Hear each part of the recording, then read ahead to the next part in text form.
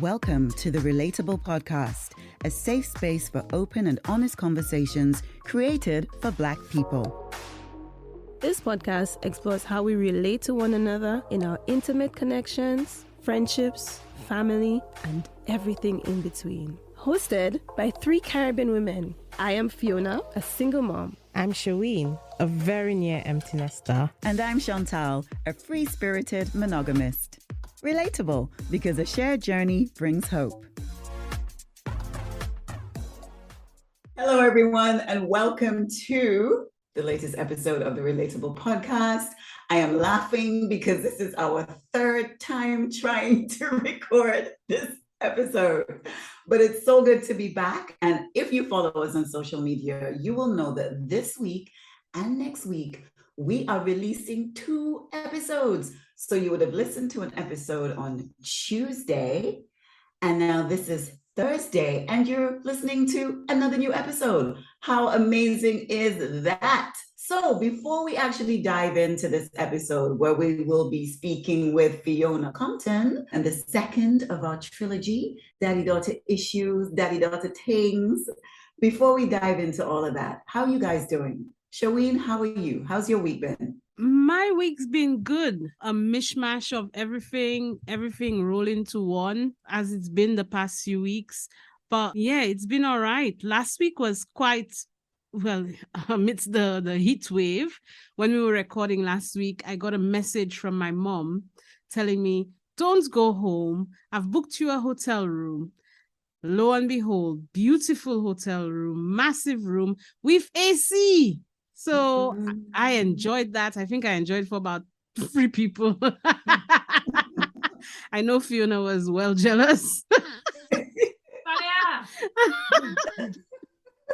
And I was there with the kids. So yeah, I would have liked different company, but hey, no complaints from me. So yeah, my week's been going good. It's been fine. And just, getting things done to the build up to what's coming, the big move. So yeah, everything Ironman. What you say, Chantal? How has your week been? Boy, the time, I don't know, guys. I'm really losing track of time, right? And yes, I know time isn't real and all of that. But do you know that our local carnival, which we call Culturama, it started and I was completely unaware. How? In my mind, it couldn't be those dates already. Yes? And so it's like, yo, things there to do, places to go, people to see, and I have done jack shit. So there's that, easing into my mom being home and being here with both parents. By the time you guys listen to this episode, because today is Thursday, well, in podcast land, today is Thursday, but my siblings would have arrived with my nieces and nephews. So I'm very much looking forward to that.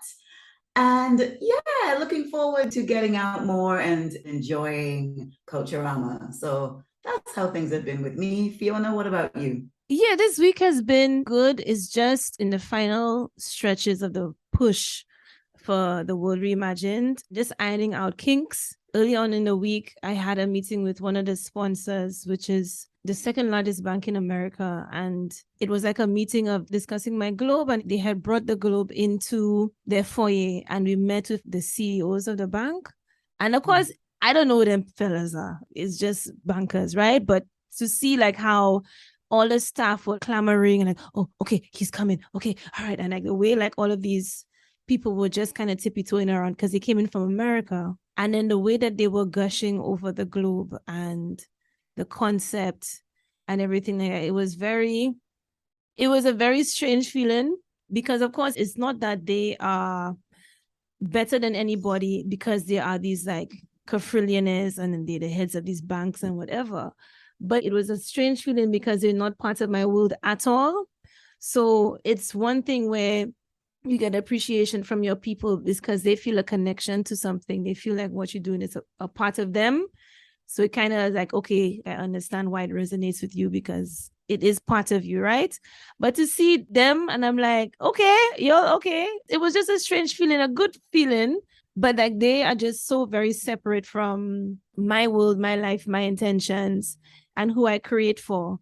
And for them to respond in that way, I think, yeah, it was just different. That's what I'd say. I think that was one of the main things I did this week. And what else? Just, lying with my mom. I'm starting to feel a bit of the sadness creeping in that she's going to be leaving, even though she's here for a couple more weeks. I just feel like I haven't spent enough time with her. It's just always like so much to be doing, trying to finish up this project. And I just want to be able to try and spend the quality time because I'm starting to feel like the sadness creeping in that she's going to be leaving. So that's my week. Okay. But the time will come, Fiona. Like you said, you're at the final hurdles, and not even hurdles, but the final gate, to get this released into the world and to finish up and everything. And you will have that one-on-one time with her.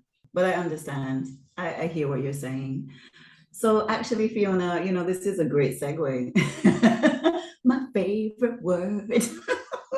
It's a great segue because this is part 2 of our daddy-daughter, daddy issues trilogy, where we kind of explore our journeys with our fathers. And so I went first because, as Sherwin said, rip off the bandage, just get it over and done with.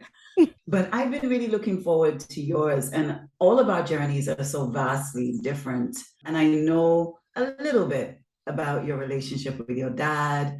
So I'm looking forward to discovering more that I don't know already. So Fiona, to start things off, how would you actually describe your journey and your relationship with your father? It feels unfinished, and I'm filled with a lot of regret when it comes to my relationship with my father, that I didn't appreciate him. I didn't value him as much as I should have. I didn't ask him enough questions. I took my father very much for granted. And I thought that he would never die because he was just so strong. He was stronger than people half his age. For those who don't know, my father passed away in 2007 and he was 83. And it was just a huge shock to everyone that he actually passed away because he would just seem so impervious to anything. Like he never got sick. He didn't drink. He didn't smoke. He ate very well. So he never had any of those vices. So many times we see Caribbean fathers, they succumb to diabetes or whatever it is, which is a connection to one of their vices. And my father never had that. And like he almost said, like he was pretty much ripped. Like he had a 6-pack. He didn't have a big rum belly or any of those things. So, and we just never thought, I thought my father would live well into his hundreds because before he had passed away, he was working the land like anybody, digging for yam and dashing and cutting banana and carrying heavy things like anybody else. Not even somebody half his age, somebody 1/4 his age. His physical capacity never changed with age. And I just felt like he would never go. And so I feel filled with a lot of regret is what I'd say. Like I said, I feel like my journey is unfinished with my father. So I would love you to share some of your fondest memories. Because although you feel like you didn't show him how much you appreciated him whilst he was physically with you, I am pretty confident that he knows. And I'm pretty confident that he sees how he is still alive in you, Fiona, and the way that you approach your work and the work that you have taken on is such a huge reflection of your dad, So let us know. Yeah, tell us a few of your fondest memories of times that you actually shared with your dad. Fond memories, they vary because some of the fond memories are other people's memories, because my father never used to talk about the things that he did or the things that he did for people. He just did them, and then it's like we just heard them from somebody else. So I'll share one of those of someone else's memories in a little bit. But my personal memories, my father was a man of the soil and a man of the sea. And that was what my childhood was like. I said to my partner the other day, my life was very bush and very bougie because my father, with his life in politics, People used to create elements of bouginess for us, even when we didn't ask for it. We'd walk into somewhere and they say, oh, okay, John Compton is here.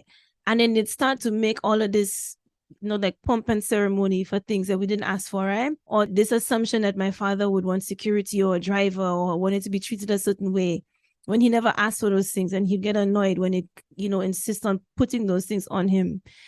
And then we'd be going to Maho, which is where my father's land is, because my father's a farmer. And on my birth certificate, even though my father was prime minister at the time, when they asked for the parents' profession, he put farmer. So I always saw it as that my father was a farmer first. So he was a man of the soil. So he hated to wear suits. And much to my mother's dismay, because my mom always likes us to be well presented. My father, that wasn't his thing. So at the time he wore like 2 different sizes of black shoes and only noticed like well on into the day.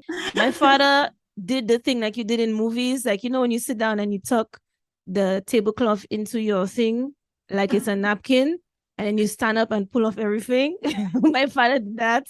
My father never cared about appearance. And my memories of him, if I think about my father, is he's in an old piece of shorts that mash up and have holes, an old t-shirt that mash up and have holes, his rubber boots, because he going in the bush and in the mud, and his cutlass in his hand. That's how I remember my father. My father always took us to Maho in the back of his van.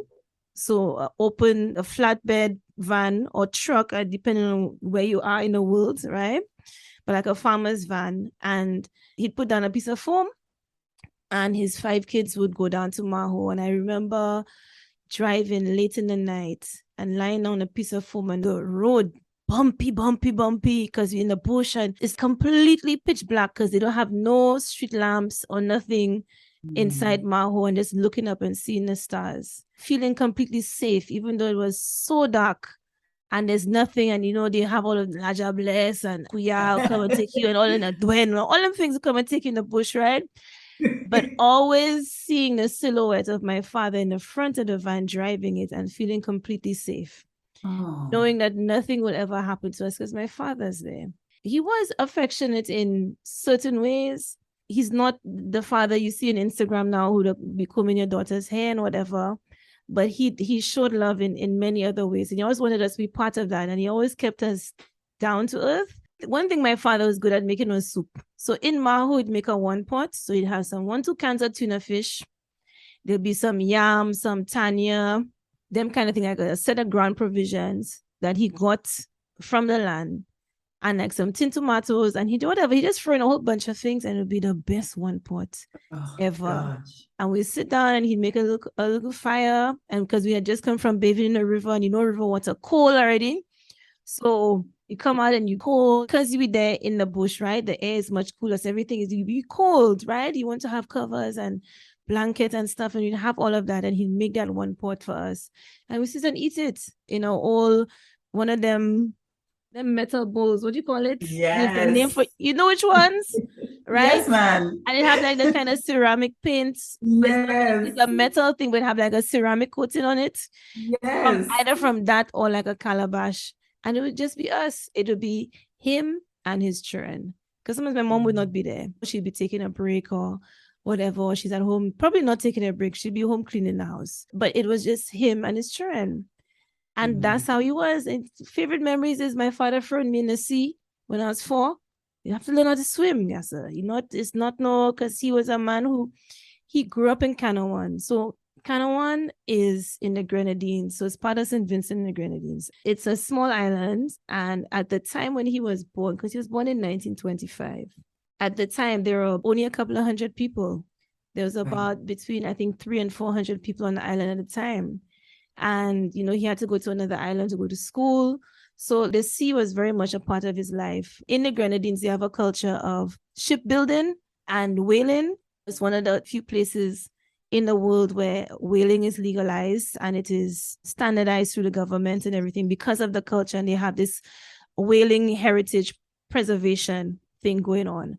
So being part of the sea was always part of my father, right? He loved being on the water. So he always made sure that we were part of that. And him throwing me in the sea, hey, get to it, Swim. Yeah, swim. Just swim. Sink or Just swim. swim. Sink or swim. Yeah. And it's like my father was, he never made you afraid because he spoke with so much confidence about the water and being in the water. You were never afraid of it. And he made sure that we learned from young. And I'm very thankful to him for that. Many, many fond memories. But in terms of my father, not talking about the things that he did for people, especially when he passed away, when you're going to his funeral and we walk in and in the procession, someone pull me over and say, your father paid for my son's university fees. Wow. Thank you. Or your father bought my daughter's uniforms. They just grab me or grab my sister or brother or my mother and just like they had to say something to us, right? And we'd never know. He'd never say, he'd never talk about it. My father, when he was a young man in his 30s, he was seen as a troublemaker. And there's a part in the valley, call it the valley, right? Where they have a long history of plantation ownership by these white Caribbean families. And it continued on from slavery into post-emancipation and pre-independence, where these white families were still running these plantations and the rights of the workers was shit. Okay. It was just the same thing, it's just the same menial pay, long hours, horrible treatment. And my father was championing for the rights of the farmers. And a lot of people saw him as like a troublemaker. And there was a time where he was arrested because he lay down on the road in front of like a tractor or something and whatever, singing the police or whatever. But there was a time when the police were looking for him and he dressed up as a woman, but dressed up as a pregnant woman. And at the time, they didn't have cars like that. So he was trying to cross from the valley past Bexar. So that basically Bexar is like a flat just before a very large mountain ridge, which brings you into Castries, and it's called the Badilil. And he had to cross the Badilil, but they had the police blockade or whatever. They were looking for him. And how they used to transport pregnant women at the time, if they didn't have no transport, was put them in hammocks. So my father dressed up as, I don't know how much, if he just wore a dress or whatever, but they put him in this hammock and he had to pass through the police barricade and he was there wailing like he was a woman in labor. And we didn't know them things. We didn't know them things until I was a big grown woman. He never spoke about that story. It's someone who came and told my mother that story. And I find that so beautiful. These are things that should be in books or in movies, and that was my father, who was the rebel. He was the rebel. And then he made his way across into town to negotiate with the government for the rights of the farmers. And that's how he bypassed the police who wanted to arrest him again. And he never told us them things. He never spoke. I guess maybe he never felt the need to, I don't know, celebrate himself or whatever. He just saw it as, I'm doing the work. And that is how life is supposed to be. I'm doing the work. I don't need the awards. Like, he hated awards and all of those things. Yes, I got them, thanks. And he just put them away in a cupboard. Fiona, I'm going to stop you there. Shaween, I'm sat here and I'm listening to Fiona recount this particular story. And is it me, or do you feel that Fiona is also talking about herself in this, in this reluctance to accept the accolades or to speak about some of the work that she's doing, that, Know Your Caribbean is within itself a rebellion? Like, I don't think she realizes.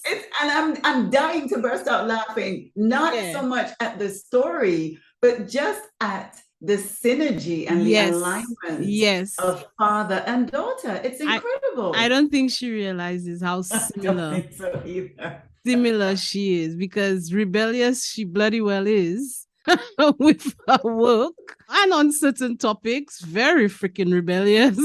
Indeed. They have some things we just will not go into. All right.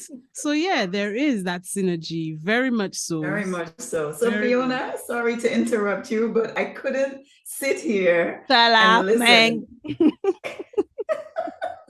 and not say anything. So please, my love, continue.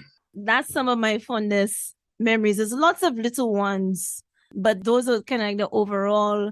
There are many times. It's not one time he made the one pot in Maho. There's not one time he made the soup or took us on a boat. But that was something that was consistent with my father, is that he made time for that. He kept things so normal. It's other people that made a big deal about being prime minister or being prime minister's daughter. Yeah, and I understand that. It's still an annoyance because it's the same way, like, how do you walk into a room and announce who your father is? So why should I walk into a room and announce who my father is? So a lot of time people come, I'd walk into a room and then I'll say, hi, good afternoon, whatever. And someone else would say, look, that's Compton's daughter. And I would get so annoyed because then they see prime minister or a certain level of assumed prestige before seeing the person. And I think my father always, he never had security and all of them kind of thing. And that was with intention, because he never wanted to separate himself from the people. And to me, if you are a farmer, then therefore you can never have a disconnect from the people. No matter where you go in this world or in this life, like, I'm finding old pictures now of my father sit down next to President Reagan, or in the next picture there, Mugabe, and all of these like great world leaders never spoke about that. And it's just, I think my father was a visionary in the sense that he always saw the bigger picture, and the work that he was doing was beyond him and beyond his ego. And in terms of, how it is, girl, in the Caribbean, party politics is full of men of egos and who know who and who say what. Everyone knows everybody because the communities are small, right? And one of the things my mom was talking about just yesterday is that even like when you look at American politics, right, with the American Democrats and the Republicans, and they'll not vote for what's right, they'll vote for what their party says. Yes, and allegiance. Yes. Yeah. And then my father used to give some of the people who used to rinse my father on TV and curse him, and he would give them jobs. One of my uncles, and it's a very iconic moment in St. Lucian political history. And my father was on the podium, it's like a debate. And my father was on stage with Sir Julian Hunt, who's my uncle, but he was my father's staunch opponent. Yes. Staunch opponent, and very vocal. And then my father's giving stories, and he said something about breaking glass. And then my uncle said, I'll break glass in your ass. And let me tell you, they make a soca song, they make t-shirts, they make, it was, if good thing social media didn't exist them times, break glass in your ass went viral, okay? Even before viral was a thing. Oh my gosh. And people would say it's hugely disrespectful or whatever, like, and that's just one of the very many things that my uncle was saying, because he really, it was like staunch, hard opposition, and like St. Lucian politics don't play. I remember as a child, a time that we were coming from a rally, and it's a very strong memory of mine as a young child, and I was driving back from down south from a rally, and my mom was driving me. I was in the backseat, I was lying down. It's dark, you see the street lamps or whatever. And my mom said, okay, Fiona, we're about to drive past something, and I want you to understand what this means, but please don't take it too hard. And it was this truck of people. So my father's party was yellow t-shirts, yellow colored and whatever. It used to be ice green and gold, and then they just brought it to yellow.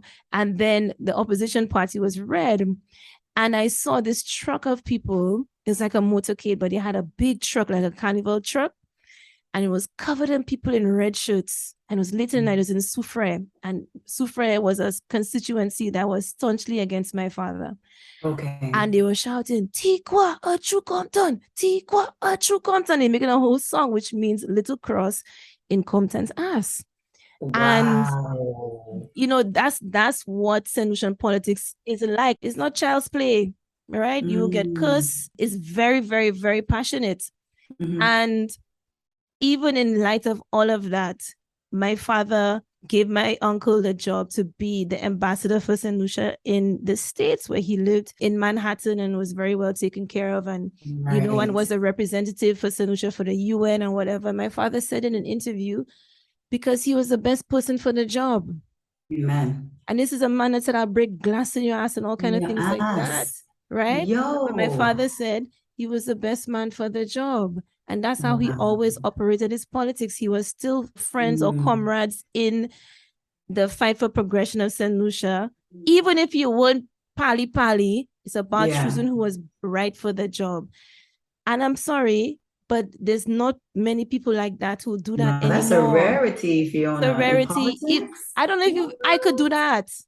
I don't know In if I could Caribbean do that. politics, girl? Mm-mm. You know, we Right? have an election coming up here in St. Mm-hmm. Kitts and Nevis, and it's been crazy. And that's all I'm going to say about it. Girl, the little something I saw, I was like, woo! When everything dissolved. And so I can imagine. Yeah. It's not pretty at all. And I've never seen my father get mad or say, I can't stand that man or I can't this. Things that used to upset my father were people littering in St. Lucia, Yes. people disrespecting nature in St. Lucia.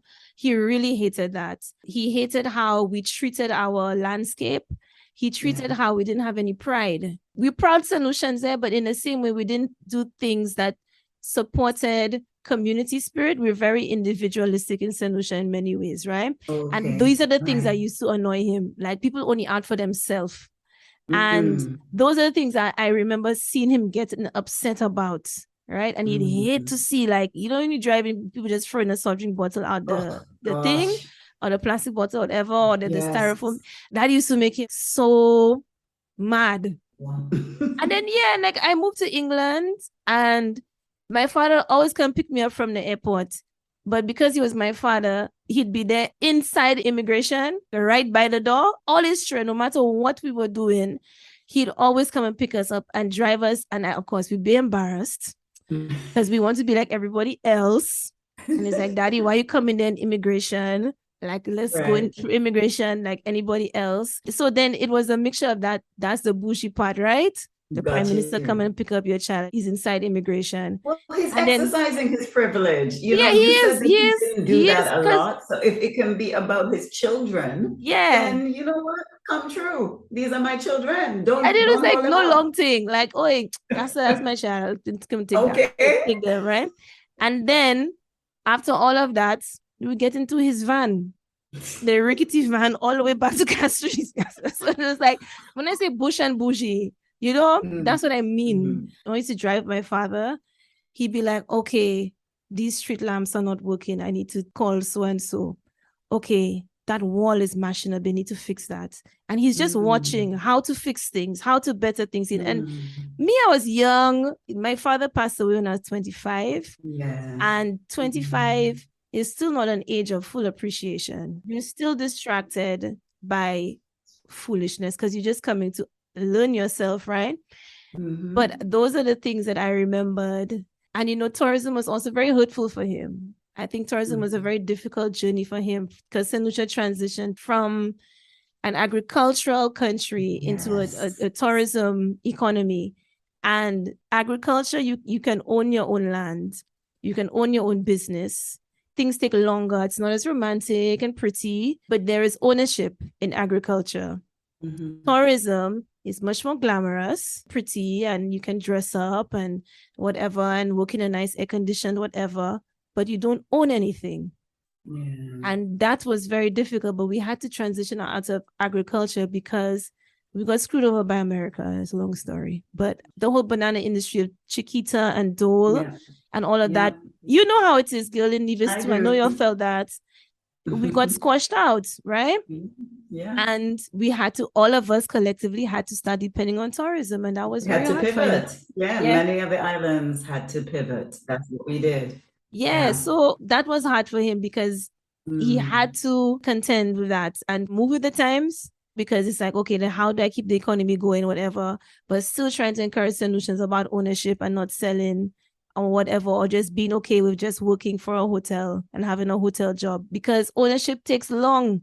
Agriculture is long. So you're growing bananas or growing whatever, dashing. It's not as nice as I'm a manager of a hotel. I'm getting paid more money and I have my nice salary and all of those things. It's not as glamorous. And agriculture is takes a lot of commitment, and we had to move with the time. So that was hard for him. I know it was hard for him. Yeah, so that was my father. I see so much of you reflected in your dad, Fiona. And I don't want to use the word comical, but listening to you and the things that endear you most, you know, one of the reasons for me why KYC has had the success that it has and continues to have isn't just about the content and the information that you put out there, but a lot of it has to do with you and your conviction and your love and your respect and your passion for the region. And that is what people see and that is what they feel. Because there are many other platforms talking about Caribbean history and doing a really great and wonderful job. Like, I love each and every one of you because I know that what you do is not easy. And it's time consuming and it's research and it's fact checking and it's all of these things and still trying to make it engaging.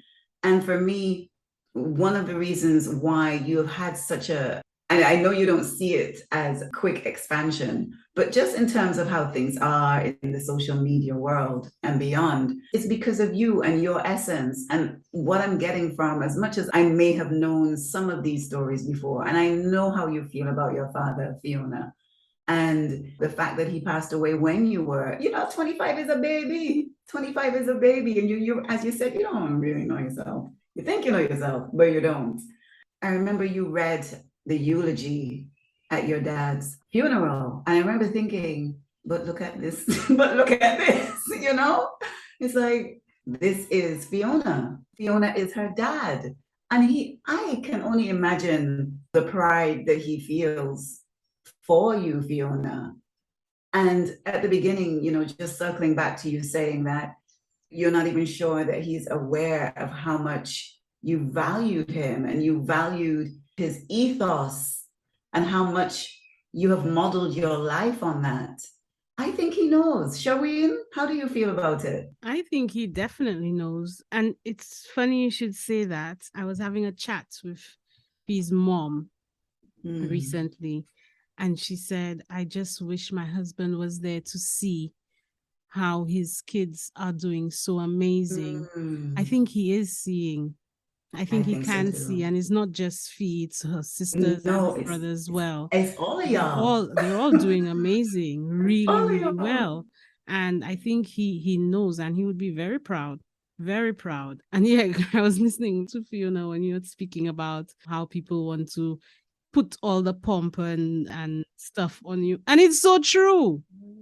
It's so true. Last year, for the first time, I went to St. Lucia with her, and my God, at some points I was like, so we can't even go in a little hole because she's looking so much like the man.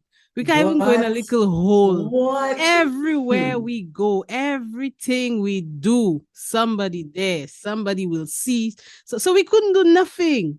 It was like, I know you didn't like that, Sherry. I did not like that at all because we want to go in our holes. We want to do our ting. Well, not her really. She was. I think she pre-warned me. She told me from before that. Yeah, I can't hide. I can't hide, Sherwin. I can't hide. And you know what? It's there, and that's what St. Lucia is like when Fiona goes to St. Lucia. But yeah, it's everywhere she goes. From the time she touched down on the airport, that's it. Everything over. And Sherwin, I have a confession, and I always love when Chantal have a confession. Let's go. I always think it's something really salacious, and it never is. I never deliver on that. Always hope. Gassa will always hope. Living hope, absolutely. But I am very protective of my friendship with Fiona. And I very purposefully, if I'm mentioning Fiona, I don't refer to her surname. Yes. Yeah. I'm very protective of that. And if I'm introducing Fiona to someone who she may never have met, who she hasn't met before, one of my other friends or whatever, I don't introduce her as Fiona Compton because I want them to take Fiona as Fiona, right? I want them to enjoy Fiona as Fiona. I don't want their interaction and their connection with her to be based on who her dad is and who her family is.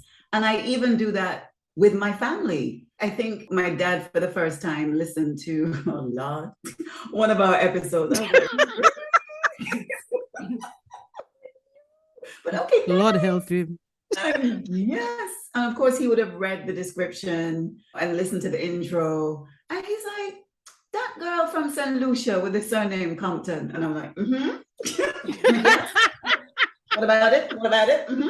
Yeah. He's like, she related to John Compton. And I very reluctantly, and only because I know growing up how much my dad loved your dad, Fee, right? And so I very reluctantly was like, yes, he's her father. Well. And then he went on to some stories. I remember when this man, and you know those people, and so I was like, okay, fine. But he might be one of the few people that I have allowed into the Compton nest. Because I want people to fall in love with Fiona for the very same reasons that I fell in love with Fiona. And I understand that. It was for me, because I knew, obviously, I didn't know Fiona personally growing up. I was a year ahead in school, but I knew of her. I knew of the little group I always keep talking about, the local mamas. First of all, right? It wasn't even about me being Compton daughter. It's about the fact that I went to convent. Okay? The fact that I was a convent girl, okay? And everyone else. Okay? I know we're calling for Baka Claudine, because Claudine is a Grenada convent girl, okay? So Claudine, all right. Claudine know the struggle. Everybody feel convent girls is stoosh and whatever. Okay? Anyway. Listen, all right? I knew of Fiona because I did not like her convent crew. Local bitches, not local mamas, local bitches. I didn't like Terrible come for me. I waited. Yeah, I didn't like them because they were too stoosh. Okay? But then, obviously, she left St. Lucia. Then I left St. Lucia. And I never knew who she was. I didn't know what she was looking like growing up. And then one day, I think we've said the story about how I met her. I didn't know who she was. We met. I almost run her down for coming and film on my stand without permission. I had no clue who she was. And then it was when we... I didn't care either. And then it was when we met, I think we met for a meeting with her ex-partner. And then we speaking and I watching and I'm like, we talking, we getting on good, we getting on well. In my head is a Trini woman I talking to. Wow. I had no clue who she was. And it was then her ex-partner said, so you don't know who she is? I'm like, no, why should I know who she is? Like, hello. But we were getting on really, really well.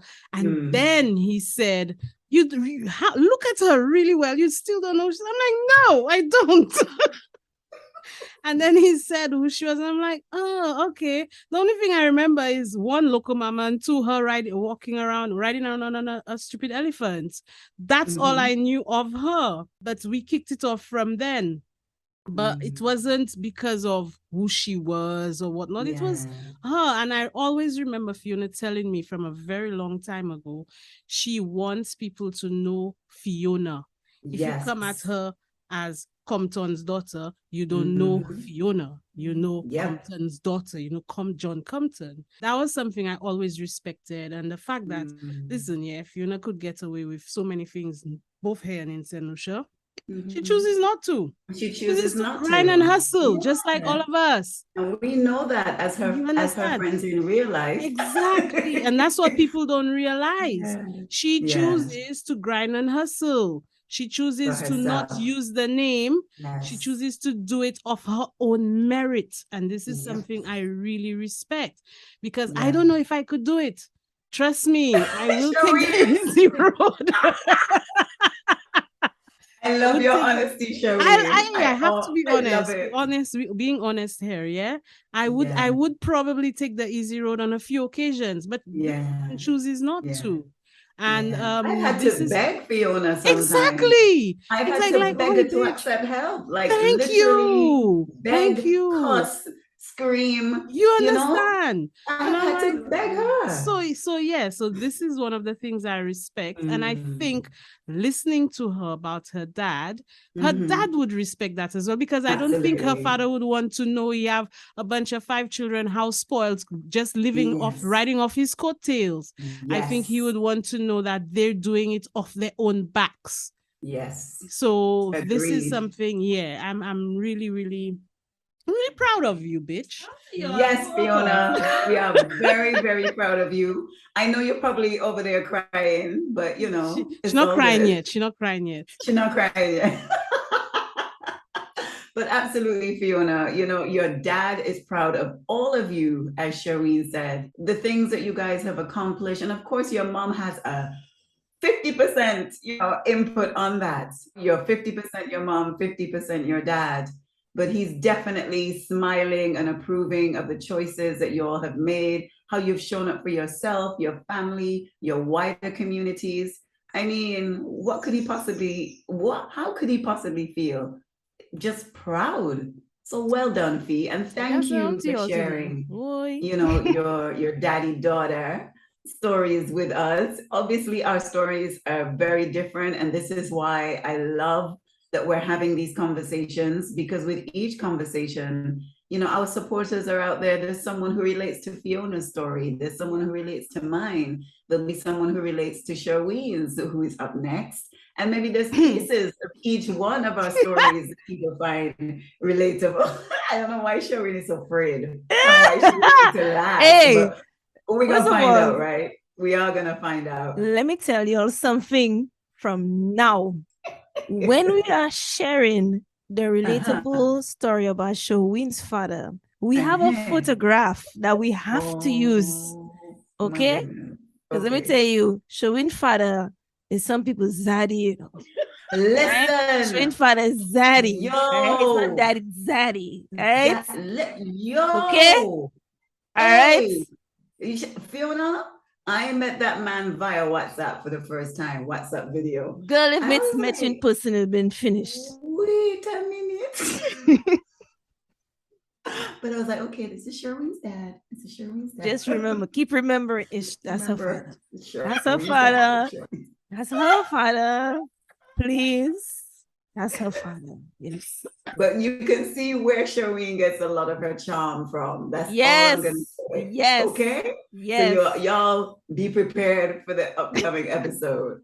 But moving away from Fiona's beautiful sharing of memories with her dad, we're going to keep the positive vibrations. I feel like the vibrations are very high right now. And ladies, I want to know. Wait, there's a song. Anyway.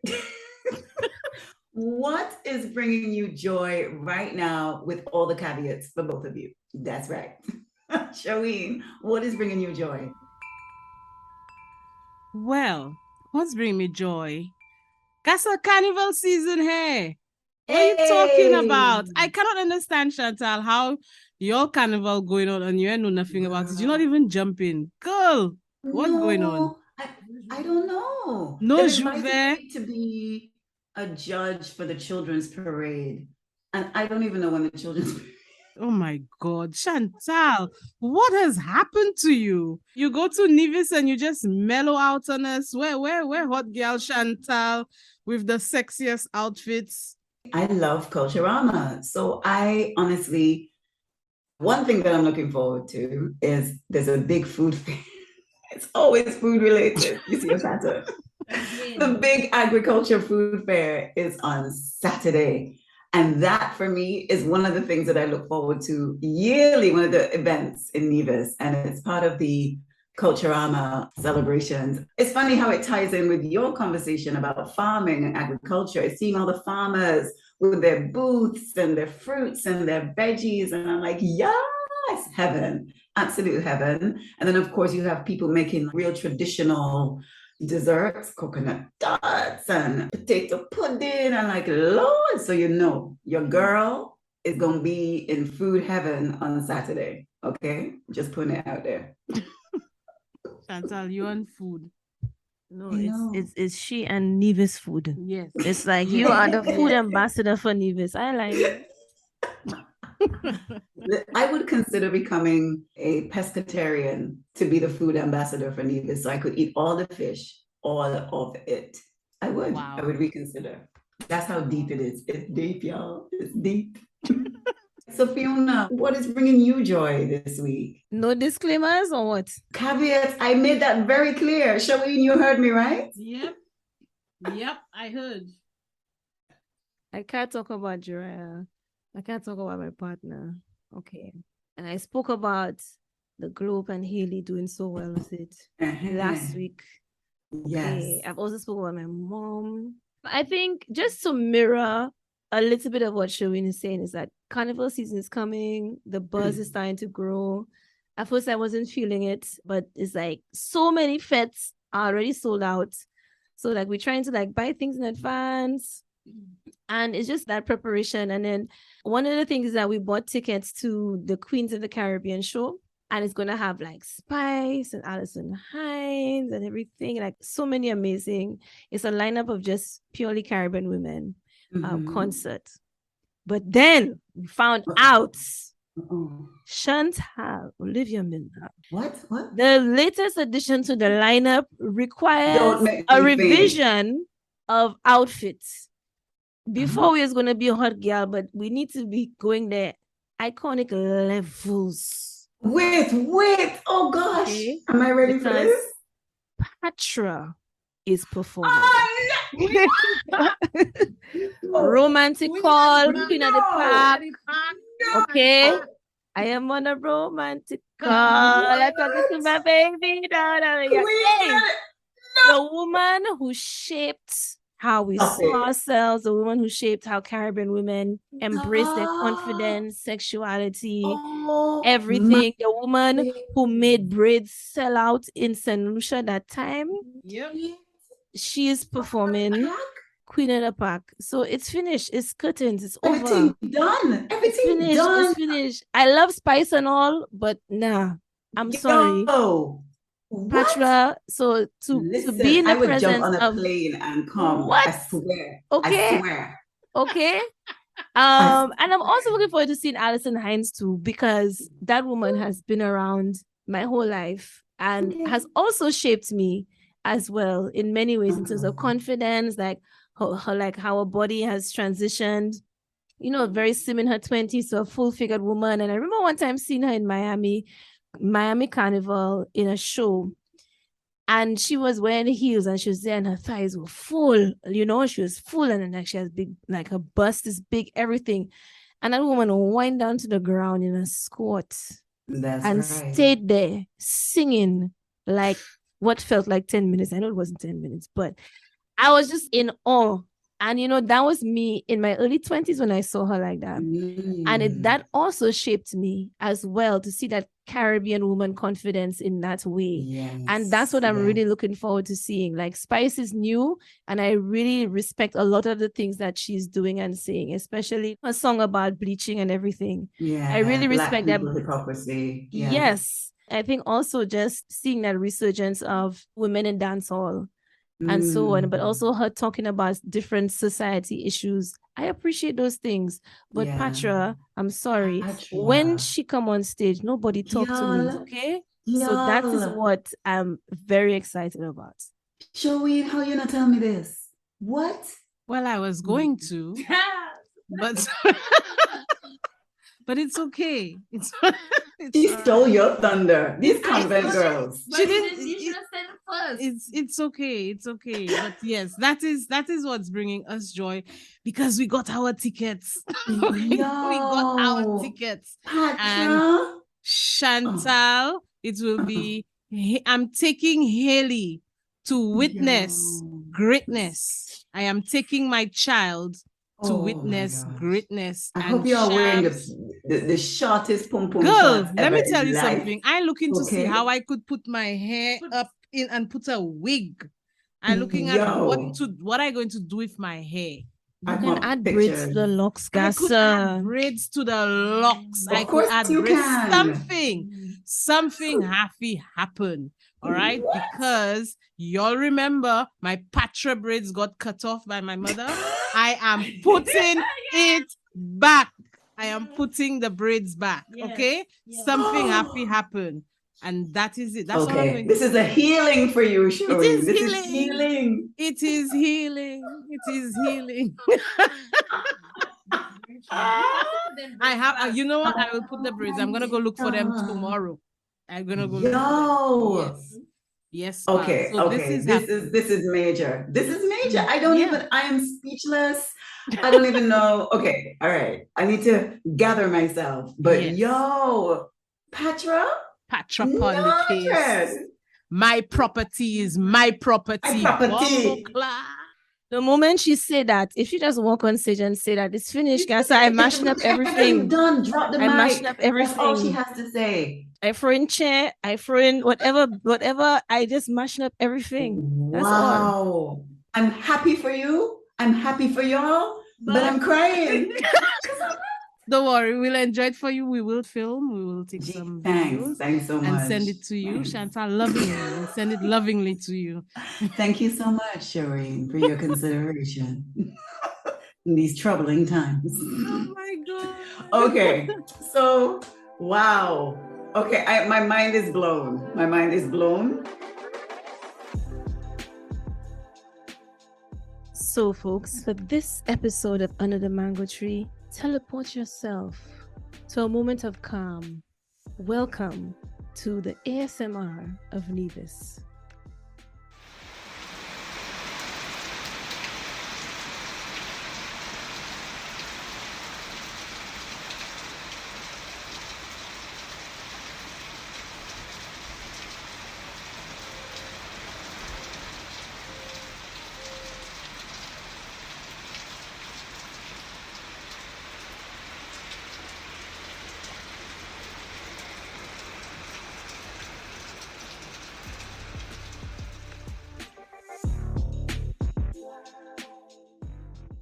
Thank you so much for joining us on this week's episode of the Relatable podcast. And what a joy it has been hearing all about Fiona and her daddy. I don't want to call it daddy issues. It's not daddy issues. It's daddy love. It's daddy love and appreciation. And I hope you all enjoyed it as much as we did. And if you did, come on now, drop us a line, give us a comment, or let us know, not just on our socials, but let us know how you feel about the podcast. We'd love to hear from you. So don't forget, you could catch us on Apple, Amazon, on Spotify, and everywhere you get your podcasting fix. Thank you so much. And remember, a shared journey brings hope. Bye. Relatable, because a shared journey brings hope.